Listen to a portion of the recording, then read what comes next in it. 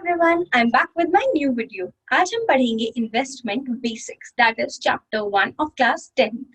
इसमें सबसे पहले हम पढ़ेंगे क्या व्हाट इज इन्वेस्टमेंट. इन्वेस्टमेंट क्या है? जो भी पैसे हम कमाते हैं उसमें से कुछ पैसे हम खर्च करते हैं और कुछ पैसे हम सेव कर लेते हैं. मैंने मान लो कमाए 20,000 रुपीज. इसमें से मैंने क्या करा, 15,000 रुपीज स्पेंड कर दिए एंड 5,000 रुपीज मैंने सेव कर लिए. अब बात आती है कि ये जो 5,000 रुपीज मैंने सेव करे उन पैसों को अगर मैंने रखा कबर्ड में, तो क्या वो मेरे पैसे 5,000 से बढ़ेंगे या कम होंगे, या क्या होगा उन 5,000 रुपीज का अगर मैं 5 साल के बाद उन्हें देखूंगी? तो वो पैसे उतने ही रहेंगे. क्या होगा? बट उसकी वैल्यू कम हो जाएगी. बोलो कैसे? अगर मैं एक मैगी का पैकेट आज 12 रुपीज का ले सकती हूँ, 5 इयर्स के बाद क्या एक्सपेक्ट करेंगे? मैगी का जो पैकेट का प्राइस है वो कितना हो जाएगा? Approximately 15 rupees. आइडिया मतलब अगर हम लगाएं कि हर एक चीज क्या हो रही है, महंगी हो रही है, राइट? तो अगर हम अपने पैसों को कहीं पर ऐसी जगह पर हमें उन्हें प्रोडक्टिव यूज करना है, हम अपने पैसों का, अगर मैं वही 5,000 रुपीज की एफडी करा दूं या उसे बैंक में डिपॉजिट करा दूं या उनका मैं शेयर्स परचेज कर लूं, कोई और सिक्योरिटीज ले लूं, तो उससे क्या होगा? मेरे पैसे की वैल्यू क्या होगी? बढ़ जाएगी. अगर मैं कबर्ड में रखूंगी तो उसमें तो वो 5,000 की 5,000 ही रहेंगे ना, उनकी वैल्यू क्या हो जाएगी? उल्टा डिक्रीज हो जाएगी टाइम के साथ. बट हमें क्या करना है? अपने पैसों को क्या करना है? इंक्रीज करना है, उसकी वैल्यू को बढ़ाना है. तो हम क्या करेंगे? अपने पैसों को निवेश करेंगे, मतलब इन्वेस्ट करेंगे. इन्वेस्ट करने का मतलब है अपने पैसे, अपने आइडल रिसोर्सेज जो है, मतलब जो मेरे पास 5,000 रुपीज थे कबर्ड में, मैंने उनको क्या करा? उनको निकाला वहां से और उनको डिपॉजिट कर दिया बैंक में. वहां से मुझे क्या मिला? वहां से मुझे मिला रिटर्न. तो रिटर्न से क्या हुआ? मेरे पैसे क्या हुए? इंक्रीज हुए. तो यही जो हमारा प्रोसेस है इसे हम कहते हैं इन्वेस्टमेंट, जहां पर हमारे पैसे की वैल्यू है जो वो इंक्रीज होकर हमें मिल रही है, और इससे हम क्या होगा? हम अपने फ्यूचर में यूज कर सकते हैं. नेक्स्ट हम पढ़ेंगे व्हाई शुड वन इन्वेस्ट. एक, हमें इन्वेस्ट क्यों करना चाहिए? हमें इन्वेस्ट करना चाहिए ताकि हम रिटर्न अर्न कर सके अपने आइडल रिसोर्सेज पे. First point. नेक्स्ट क्या है? हमारा कोई स्पेसिफिक गोल होगा फ्यूचर में, उसके लिए हेल्प करेगा वो. नेक्स्ट, फ्यूचर क्या है? बहुत ही अनसर्टेन है. हमें पता है अभी ये क्या है, कोरोना आया. क्या किसी को पता था ऐसी कोई डिजीज, ऐसी कोई बीमारी आने वाली है? नो, किसी को कोई आइडिया नहीं था. क्या किसी को पता है कि हम ऑनलाइन क्लासेस लेने वाले हैं कभी फ्यूचर में? नहीं. सबको लगता था हाँ हम स्कूल जाएंगे, फ्रेंड्स से मिलेंगे, ये करेंगे, वो करेंगे, पार्टी करेंगे. बट अभी क्या है? नो मूवी, नो पार्टी, कुछ भी नहीं हो रहा है. तो इससे इसका मतलब क्या है? फ्यूचर क्या है? बहुत ही अनसर्टेन है. हमें नहीं पता है फ्यूचर में क्या होने वाला है, इसलिए हमें क्या करना है? फ्यूचर के लिए कुछ ना कुछ सेविंग्स करते रहना है. देन नेक्स्ट स्लाइड पर चलते हैं. नेक्स्ट स्लाइड पे चलते हैं हम अपनी. तो अब हमारे पास क्या है कि हमें क्या करना चाहिए, हमें कब इन्वेस्ट करना चाहिए? तो हमें कब इन्वेस्ट करना चाहिए? हमें जल्दी से जल्दी इन्वेस्ट करना चाहिए. क्यों? क्योंकि हमारे पैसों को हमें क्या करना है? बढ़ाना है. हमारे पैसों को हमें इंक्रीज करना है. तो 3 गोल्डन रूल्स है हमारे कि कब हमें इन्वेस्टमेंट करनी चाहिए. तो क्या है वो? सबसे पहले इन्वेस्ट अर्ली, हमें जल्दी से जल्दी इन्वेस्टमेंट करनी चाहिए. नेक्स्ट क्या है? इन्वेस्ट रेगुलरली, हमें हमेशा इन्वेस्टमेंट करनी चाहिए. नेक्स्ट क्या है? Invest for longer time period, ज्यादा टाइम पीरियड के लिए अगर हम इन्वेस्टमेंट करते हैं तो हमें अच्छे रिटर्न्स मिलते हैं. नेक्स्ट स्लाइड पर चलते हैं हम. नेक्स्ट हमारे पास क्या है? What care should one take while investing. अगर हमें इन्वेस्टमेंट करनी है तो हमें क्या करना होगा? किन चीजों का ध्यान रखना होगा? सबसे पहले हमें क्या करना होगा? सबसे पहले हमें रिटन डॉक्यूमेंट्स ऑब्टेन करने होंगे जिनमें इन्वेस्टमेंट के बारे में एक्सप्लेनेशन दी हुई है. उन डॉक्यूमेंट्स को पढ़ेंगे, समझेंगे, देन चेक करेंगे कि वो लीगल है या नहीं. देन उसके कॉस्ट और बेनिफिट्स देखेंगे. देन उसमें क्या रिस्क और रिटर्न मिल रहा है हमें वो देखेंगे. कैसी लिक्विडिटी है उसकी, कितनी सेफ है वो इन्वेस्टमेंट. क्या वो हमारे फ्यूचर में आने वाले गोल्स को हेल्प अचीव करने में हेल्प करेगी या नहीं, उसको कंपेयर करेंगे हम दूसरी इन्वेस्टमेंट अपॉर्चुनिटीज के साथ। देन अगर हमने पहले से कोई इन्वेस्टमेंट की हुई है उसके साथ कंपेयर करेंगे कि क्या वो फिट बैठ रही है उस इन्वेस्टमेंट के साथ, क्या वो उसमें कुछ प्रॉब्लम तो नहीं क्रिएट करेगी। देन हमें क्या करना है, हमेशा ऑथोराइज्ड इंटरमीडियरी से ही डील करना है, सारी क्लैरिफिकेशंस लेनी है इंटरमीडियरी की और इन्वेस्टमेंट की। देन जो भी ऑप्शंस है उन्हें अच्छे से एक्सप्लोर करना है। अगर हमें कुछ भी गलत लग रहा है और हम सेटिस्फाइड नहीं है तो हम इन्वेस्टमेंट नहीं करेंगे, अगर हम सेटिस्फाइड हैं तभी हम इन्वेस्टमेंट करेंगे। ओके, नेक्स्ट स्लाइड पर चलते हैं। यहाँ पर हमारे पास क्या है, इंटरेस्ट क्या है। सबसे पहले इंटरेस्ट क्या होता है, मैंने क्लास में हमने पढ़ा है, हमने बहुत बार सुना भी होगा। ठीक है, अभी क्या है, एक स्टूडेंट है रोहन और एक स्टूडेंट है मोहन। रोहन ने क्या किया, रोहन को कुछ पैसों की नीड है, उसे कुछ जरूरत है। रोहन ने क्या करा, मोहन से बोला कि क्या मुझे आप पैसे दे दोगे 500 रुपीज। तो मोहन ने बोला हाँ, रोहन को बोला कि हाँ मैं आपको पैसे दे दूंगा, बट मैं आपसे वो पैसों के साथ कुछ इंटरेस्ट चार्ज करूंगा। अब रोहन ने बोला ये इंटरेस्ट क्या होता है, तो मोहन ने उसे समझाया कि इंटरेस्ट क्या है, क्योंकि आप मेरे पैसों को यूज कर रहे हो, ये आपके पैसे नहीं है, तो इसके बदले में आप मुझे कुछ एक्स्ट्रा पैसे दोगे। तो रोहन को समझ में आया कि अगर रोहन ने मोहन से 500 रुपीज लिए तो रोहन को मोहन को क्या रिटर्न करना होगा, उसे मान लो 500 रुपीज की जगह कितने रिटर्न करने होंगे, 505 रुपीज। मैं आपको एक एग्जाम्पल के साथ एक्सप्लेन करती हूँ ये। ओके, ये क्या है हमारे, ये कौन है हमारे पास, रोहन। रोहन ने क्या करा, 500 रुपीज लिए मोहन से, बट अभी जब उसने 2 मंथ्स के बाद रोहन को रिटर्न करने वाला है तो वो कितने रिटर्न करेगा, वो उसे 500 के साथ 10 रुपीज और रिटर्न करेगा, मतलब कि वो टोटल अमाउंट कितना रिटर्न करेगा, 510। इसका मतलब है यहाँ पर जो 10 रुपीज एक्स्ट्रा है ना, वो क्या है हमारे लिए, वो है हमारे लिए interest, that is I N T E R E S and T। ये क्या है हमारे लिए, इंटरेस्ट। और क्या है ये, रुपीज 10। समझ में आया, जो एक्स्ट्रा पैसे देता है बोरोअर। बोरोअर कौन है यहाँ पर, रोहन। रोहन कौन है यहाँ पर, बोरोअर, जिसने पैसे दिए। एंड मोहन कौन है यहाँ पर, लेंडर, जिसने पैसे उधार दिए।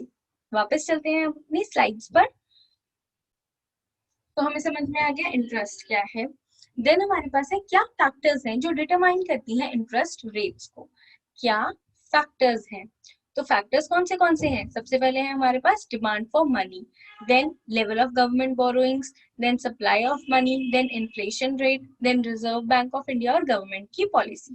ये बहुत इंपॉर्टेंट क्वेश्चन है, क्या फैक्टर्स हैं जो डिटरमाइन करते हैं interest rate, demand for money, supply of money, government borrowings, inflation rate and reserve bank of India और गवर्नमेंट की पॉलिसी। ये क्या है हमारे 5 फैक्टर्स जो डिटरमाइन करते हैं इंटरेस्ट रेट्स को। नेक्स्ट स्लाइड पर चलते हैं। यहाँ पर है हमारे पास क्या ऑप्शंस है हमारे पास अवेलेबल जिनके थ्रू हम इन्वेस्ट कर सकते हैं। दो इन्वेस्टमेंट ऑप्शंस है, फिजिकल एंड फाइनेंशियल। फिजिकल में क्या होगा, real estate, gold, jewellery, commodity, ये सारी चीजें आती है। देन फाइनेंशियल एसेट्स में हमारे पास क्या आ जाते हैं, फिक्स्ड डिपॉजिट्स आ जाती है बैंक्स के पास, provident fund, insurance, securities market से रिलेटेड जो भी प्रोडक्ट्स है जैसे कि शेयर्स, बॉन्ड्स, डिबेंचर्स, ये सब। नेक्स्ट स्लाइड पर चलते हैं। नेक्स्ट हमारे पास है यहाँ पर क्या ऑप्शंस है, शॉर्ट टर्म फाइनेंशियल ऑप्शंस, मतलब कि जहां पर हम कम टाइम के लिए इन्वेस्टमेंट कर सकते हैं। तो सबसे पहले यहाँ पर saving bank account. Saving bank account का मतलब क्या है, जिस पर हमें तो बहुत ही कम रिटर्न मिलता है, और ये ऐसा बैंकिंग प्रोडक्ट है जो ऑलमोस्ट सब लोग यूज करते हैं, मतलब जो सेविंग बैंक अकाउंट है वो ऑलमोस्ट हर एक इंडिविजुअल का होता है। देन इसमें क्या होता है, जो रिटर्न है वो सबसे कम मिलता है, दैट इज 4 to 5%, बहुत ही लो रिटर्न, लो इंटरेस्ट देता है। देन हमारे पास आता है मनी मार्केट और लिक्विड फंड्स। ये बेसिकली क्या है, टाइप्स है किसके, म्यूचुअल फंड्स के, स्पेशलाइज्ड फॉर्म्स है किसकी, म्यूचुअल फंड्स की। ये क्या करते हैं, शॉर्ट टर्म के लिए, इसलिए इनका क्या नाम है, इसलिए ये हमारे शॉर्ट टर्म इंस्ट्रूमेंट्स में आ रहे हैं, बट ये क्या है, म्यूचुअल फंड्स की स्पेशलाइज्ड फॉर्म्स है। इसमें क्या होता है, बेसिकली म्यूचुअल फंड्स किस लिए हैं, ताकि वो प्रोटेक्ट करें कैपिटल को। तो मनी मार्केट्स जो है वो अच्छे रिटर्न देते हैं हमारे सेविंग बैंक अकाउंट से। देन हमारे पास है fix deposit. Fix deposit in दोनों से अच्छा रिटर्न देता है, सेविंग से भी और मनी मार्केट से भी। और इसमें बेसिकली जो हमारी कम से कम इन्वेस्टमेंट पीरियड है वो 30 डेज का होता है। और अगर हम 6 to 12 मंथ्स की इन्वेस्टमेंट नहीं करेंगे तो वो रिटर्न हमें कम देगा। तो हम जो प्रेफरेबल जो हमारा टाइम पीरियड है वो 6 to 12 मंथ्स की कम से कम हमारी जो एफडी है वो होनी चाहिए, अगर हमें अच्छा रिटर्न चाहिए। वरना वो मनी मार्केट से भी कम रिटर्न देगा अगर हम कम टाइम पीरियड के लिए उसे इन्वेस्ट करेंगे। नेक्स्ट स्लाइड है हमारे पास, कौन से ऑप्शंस है जिसमें हम इन्वेस्ट कर सकते हैं जो लॉन्ग टर्म के लिए होते हैं। तो हमारे पास 5 है, post office, public provident fund, company fix deposit, bonds and mutual funds. ये बहुत इंपॉर्टेंट है, इन्हें अच्छे से हम समझते हैं डिटेल में एक एक पॉइंट। सबसे पहले है post office saving. Post office saving क्या है, ये बेसिकली बहुत ही कम रिस्क होता है। इसमें ये ऐसा इंस्ट्रूमेंट है जो बहुत ही लो रिस्क जिसमें होता है। देन इसमें जो हमारा इंटरेस्ट रेट है हमारी बुक के अकॉर्डिंग दैट इज 8%। ये वेरिएशंस कुछ है अभी वाले रेट में, जो हम बुक में है हमारे अभी हम वो पढ़ रहे हैं। तो उसमें क्या है, हमारे पास जो मिनिमम अमाउंट है जो इन्वेस्ट होता है वो कितना हो सकता है, 1000। और अगर हमें और इन्वेस्टमेंट करनी है वो कैसे होगी, मल्टीपल्स में होगी 1000 के। अगर सिंगल अकाउंट है तो मैक्सिमम कितनी इन्वेस्टमेंट कर सकते हैं, 3 लाख की और एक साल में। और अगर जॉइंट अकाउंट है तो उसमें 6 लाख की इन्वेस्टमेंट हो सकती है एक साल में। मेच्योरिटी पीरियड कितना है इसमें हमारा, 6 years का। देन जो बोनस मिलता है इसमें 10% जब मेच्योरिटी के टाइम पे अगर हम लेते हैं तो। और प्री मेच्योर विड्रॉल, अगर हम पहले विड्रॉ कर लेते हैं तो इसमें क्या होता है, जो हमारा डिपॉजिट है वो कम से कम कितना होना चाहिए, 1 year का होना चाहिए, तभी प्री मेच्योर विड्रॉल परमिट किया जाएगा। इसमें क्या होता है, डिडक्शन हो जाती है अगर 5% की अगर हम पहले विड्रॉ करेंगे, और 10% का जो बोनस है वो भी डिनाई हो जाता है, मतलब कैंसिल हो जाता है। नेक्स्ट है हमारे पास पब्लिक प्रोविडेंट फंड, पीपीएफ। ये बहुत ही कॉमन है, सबने सुना होगा। इसकी मेच्योरिटी पीरियड कितना है, 15 years का एज पर this book. And interest rate कितना है, 8%। और ये हमारा नेशनलाइज बैंक में ओपन कर सकते हैं हम किसी भी टाइम में, साल में कभी भी। इसमें क्या है, हमें टैक्स बेनिफिट्स मिलते हैं, और जो भी हमारा इन्वेस्ट करते हैं अमाउंट उसमें जो इंटरेस्ट होता है वो टैक्स फ्री होता है। इसमें विड्रॉल जो है वो परमिसेबल है, कब से है, एवरी 7th फाइनेंशियल ईयर से, जब भी हमने अपना अकाउंट ये वाला ओपन किया है तब। या तो फिर इसमें क्या है, हमारी जो लिमिटेड क्वांटिटी, लिमिटेड जो विड्रॉल है वो कितना हो सकता है, 50% हो सकता है हमारा of the balance at the credit at the end of the fourth immediate preceding year जो है वो, इन विच जब हमने अमाउंट विड्रॉन करा है वो, इन दोनों में से जो भी पहले आएगा वो, और जो भी कम होगा, लोअर होगा, वो वाला अमाउंट जो है वो कंसिडर किया जाएगा। नेक्स्ट हमारे पास है इसमें company fix deposit. Fix deposit हमें पता है, कंपनी के पास फिक्स डिपॉजिट है तो वो क्या हो गया, हमारे कंपनी फिक्स डिपॉजिट। ये कितने टाइम के लिए होते हैं, ये हमारे शॉर्ट टर्म से लेकर मीडियम टर्म तक होते हैं, 6 मंथ से लेकर 3 to 5 years के लिए। ये क्या है, शॉर्ट टर्म बोरोइंग्स है कंपनी की, फिक्स रेट ऑफ इंटरेस्ट पर करती है ये। और कैसे पे करते हैं, मंथली, क्वार्टरली, सेमी एनुअली और एनुअली, जो भी उनकी टर्म्स और कंडीशंस है उनके अकॉर्डिंग। इसमें हमारे पास क्यूमुलेटिव फिक्स डिपॉजिट्स भी होते हैं, उसमें एंटायर प्रिंसिपल जो है इंटरेस्ट के साथ पे किया जाता है लोन के एंड पर। देन रेट ऑफ इंटरेस्ट जो है वो वेरी करता है 6 to 9% for the companies FD. और इंटरेस्ट जो रिसीव किया जाता है वो डिडक्शन के बाद होता है टैक्स के। देन नेक्स्ट हमारे पास है यहाँ पर बॉन्ड्स। ओके, बॉन्ड्स क्या है, हमारे फिक्स्ड इनकम डेट इंस्ट्रूमेंट होते हैं। ये 1 year से ज्यादा के लिए होते हैं, कैपिटल को रेज करने के लिए। इसमें क्या है, स्टेट और सेंट्रल गवर्नमेंट और कॉर्पोरेशंस ये सब लोग सेल करते हैं हमारे बॉन्ड्स को।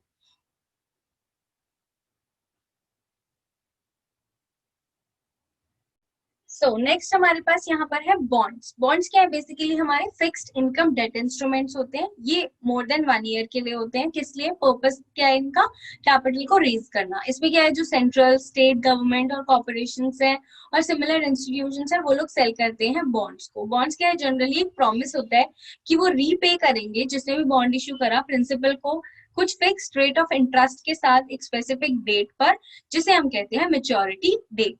नेक्स्ट हमारे पास है यहाँ पर म्यूचुअल फंड्स। म्यूचुअल फंड्स बहुत ही कॉमन है, हमने सुना होगा। म्यूचुअल फंड सही है कुछ, इसमें हमें चीजें होती है जो ध्यान में रखनी है। सबसे पहले क्या है, म्यूचुअल फंड्स क्यों आए? म्यूचुअल फंड्स इसलिए आए क्योंकि जो जनरल पब्लिक है उन्हें क्या है, ज्यादा मार्केट की नॉलेज नहीं है, ना उनके पास टाइम है। तो इसलिए हमारे पैसे, जो जनरल पब्लिक है उनके पैसे जो है वो कौन इन्वेस्ट करता है, हम अपने पैसे प्रोफेशनल्स को देते हैं, वो आगे उन पैसों को इन्वेस्ट करते हैं। क्यों? क्योंकि उन्हें पूरी नॉलेज है और उसके बदले में वो कुछ फीस चार्ज कर लेते हैं।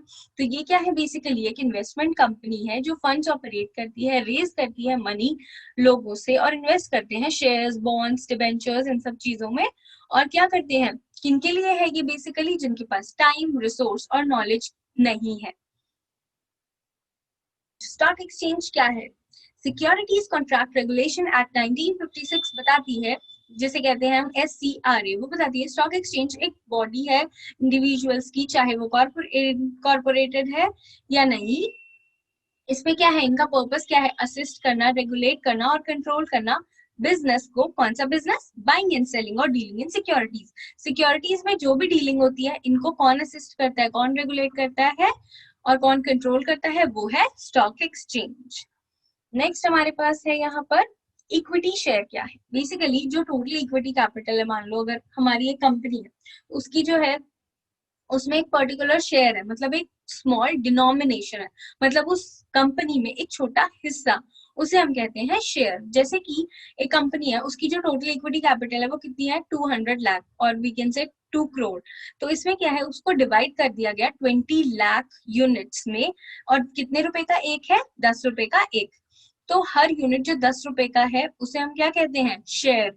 मतलब कि कितने शेयर्स हो गए कंपनी में, 20 लाख इक्विटी शेयर्स, और कितने का एक है, 10 रुपए का। तो जो भी हमारे होल्डर्स होते हैं इक्विटी के, उनको क्या मिलता है, जो बड़े बड़े होल्डर्स हैं या जिनका बहुत ज्यादा इन्वेस्टमेंट जिन्होंने की हुई है इक्विटी शेयर्स में, उनके पास क्या होता है, वोटिंग राइट्स होते हैं। मतलब वो कंपनी की मीटिंग्स में, कंपनी के डिसीजंस में पार्टिसिपेट करते हैं। नेक्स्ट हमारे पास क्या है इसमें, डेट इंस्ट्रूमेंट। डेट इंस्ट्रूमेंट क्या होता है, रिप्रेजेंट करता है एक कॉन्ट्रैक्ट जिसमें एक पार्टी दूसरी पार्टी को कुछ अमाउंट जो है देती है। मतलब कि जैसे कुछ पर्टिकुलर रेट हो गया, उन्होंने पहले से डिसाइड कर लिया, पीरियोडिसिटी डिसाइड कर ली, इंटरेस्ट की, रीपेमेंट कब करेंगे प्रिंसिपल का, जो भी बोरोवर है लेंडर को कब पे करेगा। तो इसमें क्या हुआ, बेसिकली ये कॉन्ट्रैक्ट है जिसमें एक पार्टी दूसरी पार्टी को लेंड करती है मनी, कुछ प्री डिटरमाइंड टर्म्स और कंडीशंस पे। इंडियन सिक्योरिटीज मार्केट पे हमारे क्या है, बॉन्ड्स होते हैं जिन्हें हम कहते हैं डेट इंस्ट्रूमेंट्स, और कौन इश्यू करता है, सेंट्रल, स्टेट गवर्नमेंट और पब्लिक सेक्टर। और डिबेंचर्स हम यूज करते हैं टर्म किसके लिए, जो private sector, private corporate sector लाता है, उन्हें हम कहते हैं डिबेंचर्स। नेक्स्ट स्लाइड पर चलते हैं। नेक्स्ट हमारे पास है डेरिवेटिव क्या है। डेरिवेटिव वो प्रोडक्ट है जिसकी वैल्यू खुद की नहीं है, जिसकी वैल्यू डिराइव की जाती है किसी और से, और वो किसी और का क्या है, उसे हम कहते हैं अंडरलाइन। मतलब कि वो कुछ भी हो सकता है, कोई इक्विटी, कोई इंडेक्स, कोई फॉरेन एक्सचेंज, कोई कमोडिटी या कोई अदर एसेट। नेक्स्ट हमारे पास है इंडेक्स। इंडेक्स क्या होता है, बेसिकली ये पोर्टफोलियो, एक स्पेसिफाइड पोर्टफोलियो के बारे में बताता है, इंडिकेशन देता है मार्केट ट्रेंड्स में कि क्या मूवमेंट है, अपवर्ड्स जा रहे हैं या डाउनवर्ड्स जा रही हैं प्राइसेस जो है, कैसा इंडेक्स मूवमेंट है, प्राइस मूवमेंट कैसा है बास्केट ऑफ सिक्योरिटीज का, ये सब बताता है हमारा इंडेक्स।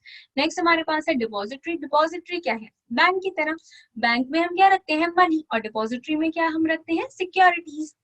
तो जहां पर भी shares, debentures, bonds, government securities, ये सब चीजें हम रखते हैं, कैसे, इलेक्ट्रॉनिक फॉर्म में, वो जगह उसे हम कहते हैं डिपॉजिटरी। नेक्स्ट हमारे पास है डीमटेरियलाइजेशन। डीमटेरियलाइजेशन क्या है, ये एक प्रोसेस है जिसमें फिजिकल सर्टिफिकेट्स को कन्वर्ट किया जाता है इलेक्ट्रॉनिक फॉर्म में, इन्वेस्टर के अकाउंट में क्रेडिट किया जाता है उसके डिपॉजिटरी पार्टिसिपेंट के साथ। Thanks a lot for watching. Do like, share and subscribe. अगर आपको मेरा वीडियो अच्छा लगा तो उसे लाइक, शेयर और सब्सक्राइब करना ना भूलें। We'll be back with my new video soon.